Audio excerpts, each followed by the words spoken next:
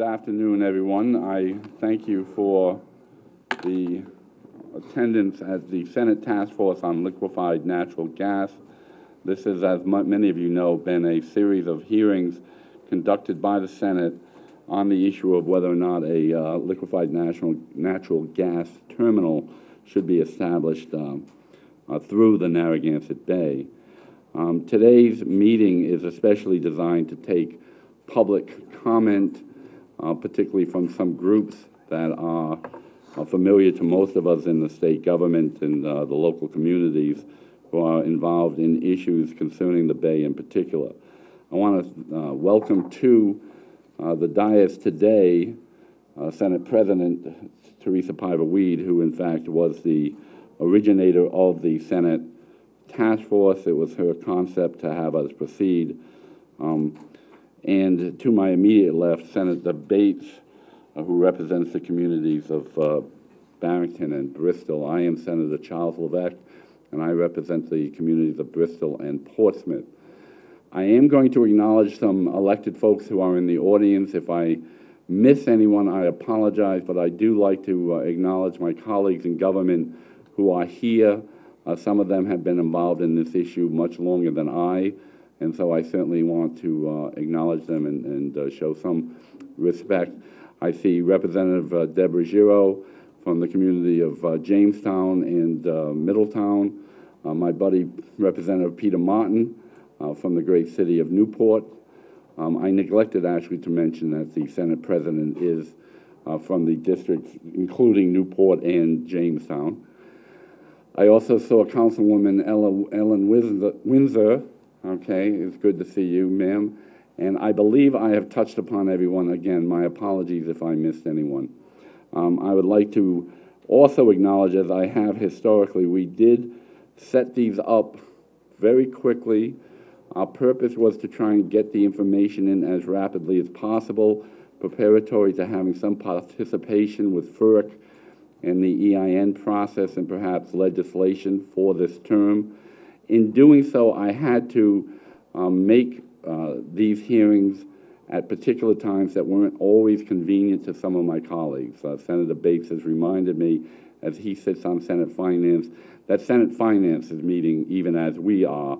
And certainly I know that Senator DePalma and Senator Felag and several others, Senator Duvall I know, may be at that meeting and unable to be here. They will, I think, have in the past come in, and as I've indicated before, we are creating a record that all of the senators will have an opportunity to review so that they aren't going to miss any testimony even if they're not available to be with us at this time. With that as a preamble, I'd like to call the first group that we have requested participate in this discussion, and that would be the Kickamuit River Council.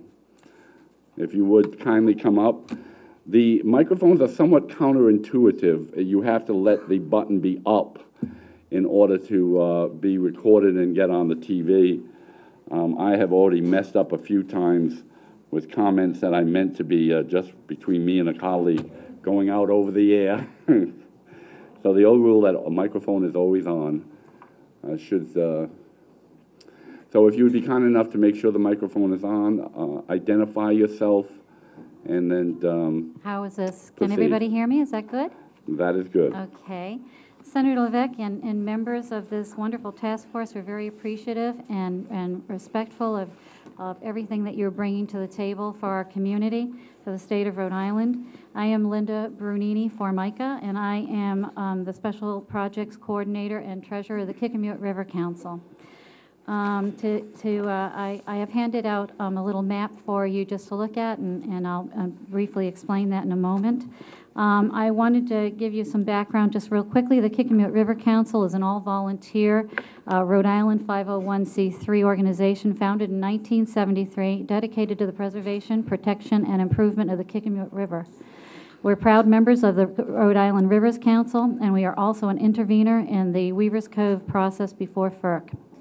I want to refer you to the map, which is basically for all you Rhode Islanders. You pretty much know what the map of Mount Hope Bay looks like, but it's the location and the proximity of the Kickamuit River to the planned area for dredging and the proposed location of the Weaver's Cove offloading platform.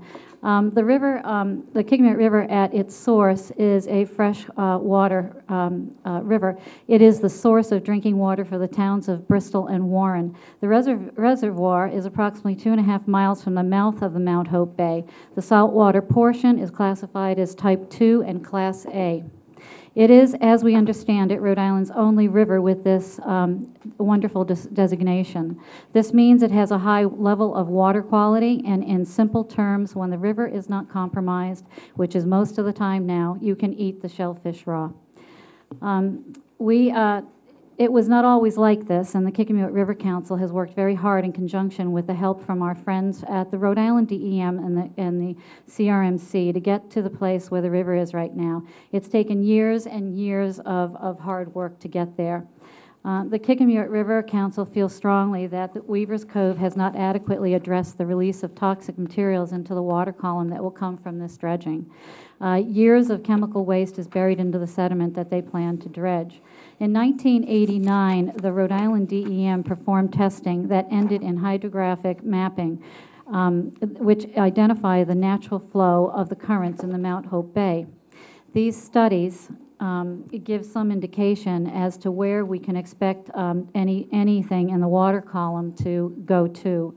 So how can you dredge up 73 acres plus of sediment that has not been disturbed in 100 years and not expect to have certain levels of a toxicity?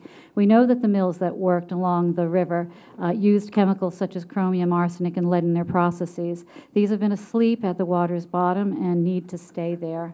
Recently, the Kickamuit River was closed to the unfortunate incident of sewage release from Fall River.